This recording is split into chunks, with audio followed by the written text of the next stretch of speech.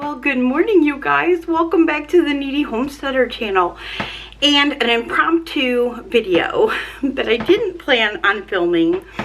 But the more I thought about it, the more I really honestly think that this cannot be filmed enough times. Like, I think it's that important because I will get comments randomly, but on all of my canning videos, that people were unaware that there was a cleanup stage after canning.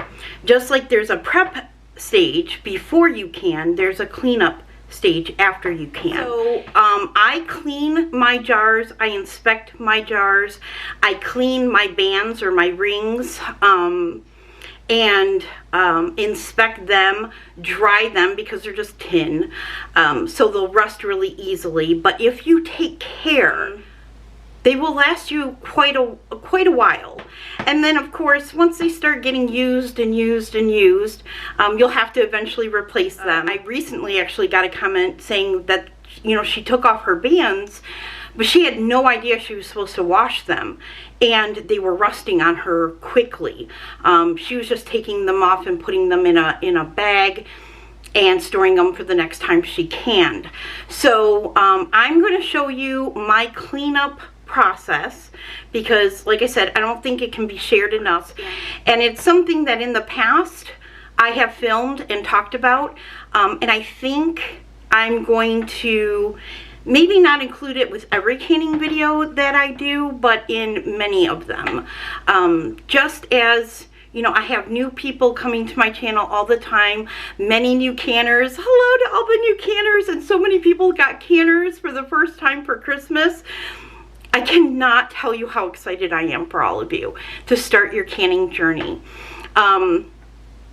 I went back to look at and to find my very first canning video, which was canning grape jelly. And that was at the end of February in 2014. And I might re-release that video. Let me know if you want to see it. If you want to see it, it's right around the time I have my last surgery, my last dental surgery. So it might be perfect to like put out as like content while I'm healing. Let me know down below. Do you want to see, I actually made a video before I actually canned, and I talked about my nervousness. I talked about my excitement, but I was super nervous, and just like so many new canners, so worried that I was gonna like kill my family. And what I say to that is a healthy fear to have. If you don't have that fear, I worry about you. If you just go in it not caring, that's when you're going to run into trouble. But when you actually worry about killing your family by food poisoning, that's a good sign that you're actually going to be a really mindful, good canner. Before my house gets super busy with kids, I'm going to show you, yesterday I canned 50, I believe it's 57 pints of pinto beans to go up into my pantry. So I'm going to leave that link in a card up above for you. So if you didn't see that video, you can watch it, especially if you're watching this video a year from now. So I will post a link to that video and you can watch that. But I'm going to just walk you over there and we're going to take a look at those jars. Okay, so my canners were washed up last night, and all of my weights and my funnels were all cleaned. And the jars were left to sit so that they can seal and cool down. But you will notice, well, first off, let's take a look at the headspace. And every single one of these had beautiful headspace. I did a quick once over. Now you can, if you're new to canning, you can tap them. You can definitely hear it when it's sealed. You can also see it because button lids will indent when they're sealed. All of these look like they have sealed, but we're going to make sure when we clean these up, we're going to take a good look when we start scrubbing these up. We're going to set you up at my sink, okay? rinse down my sink. So what I do, I'm gonna lock that down. Hot water, okay, Dawn dish soap, couple squirts. I use 4 because 4 is my lucky number. Okay, so as we're filling our sink with hot soapy water, you can just use, I'm just using my regular vinegar because I have it out from canning. And I just put a little dollop in there, maybe a 1/4 cup. And, but you can use cleaning strength vinegar if you want. Totally up to you. Okay, and so now when we've got, you don't need it super deep, but you just need it strong to clean. Okay. So now, depending on my mood, I'll set a couple of jars to the side here.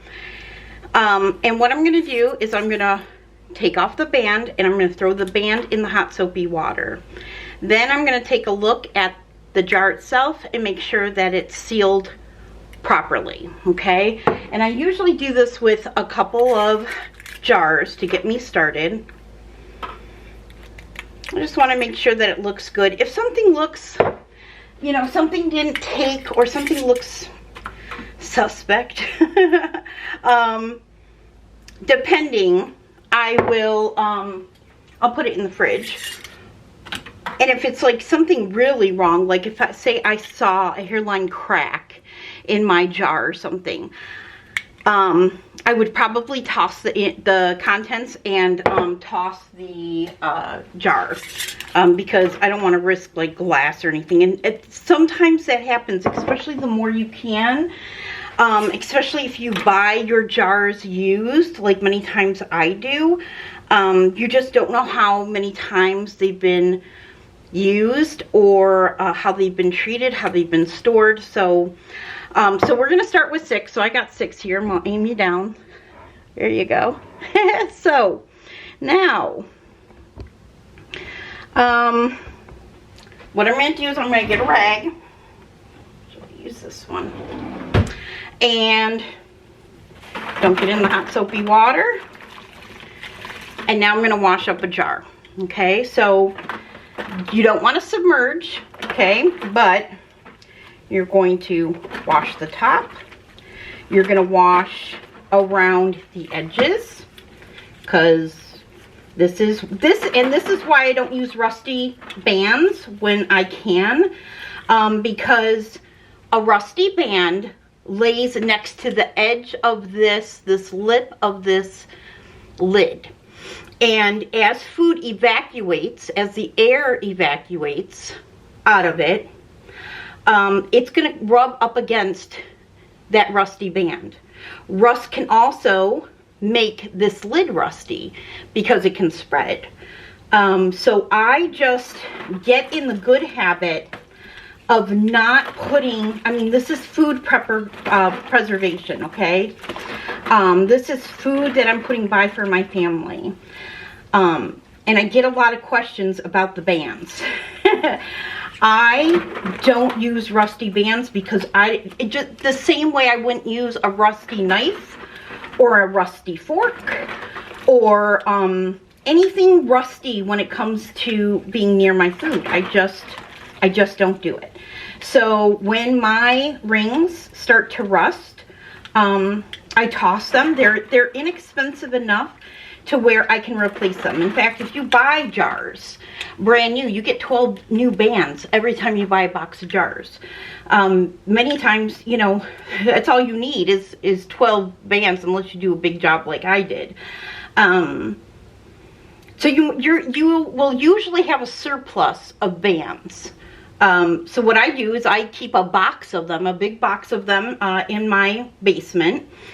And when a band gets a little too rusty and a little too used looking for my taste, I just toss it and replace it with a new one. So, and then what I like to do is give it a rinse.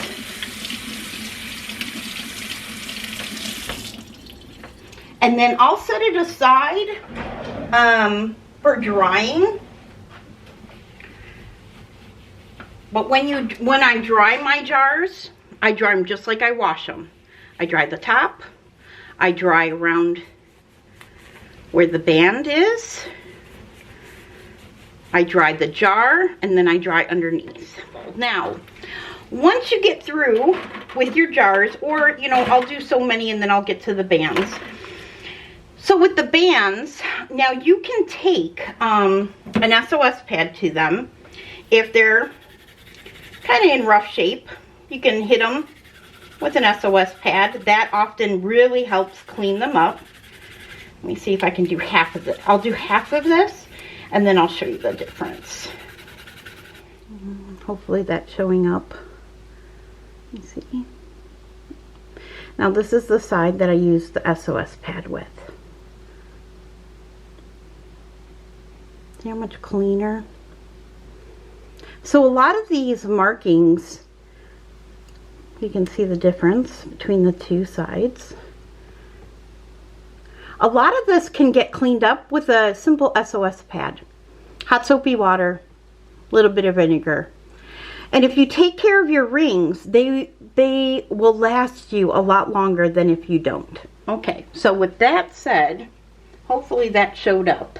I'm going to take an SOS pad, and I'm just going to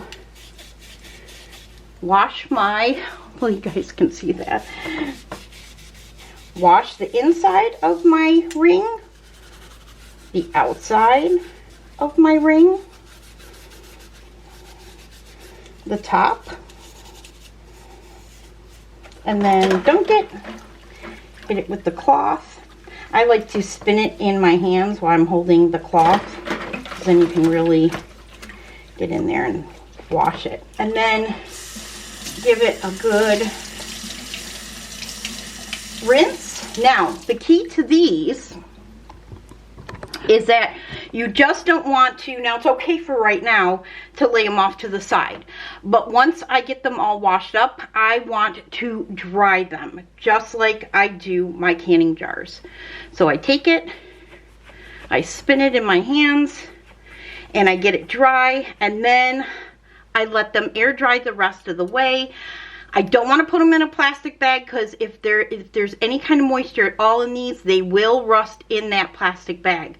Just let them lay out in the air for the afternoon, and then put them away. But if you wash them, dry them, and take care of them, keep them clean, these will last you quite a long time. Over time, especially if you use vinegar in your canner like I do, they will discolor. Discoloring is fine. You just don't want rust. And even, you know, a lot of the discoloring can be removed with an SOS pad.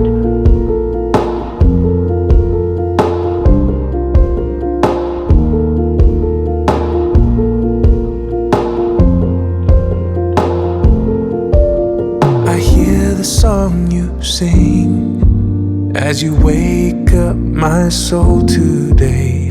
I feel the hope when your sun shines on my face.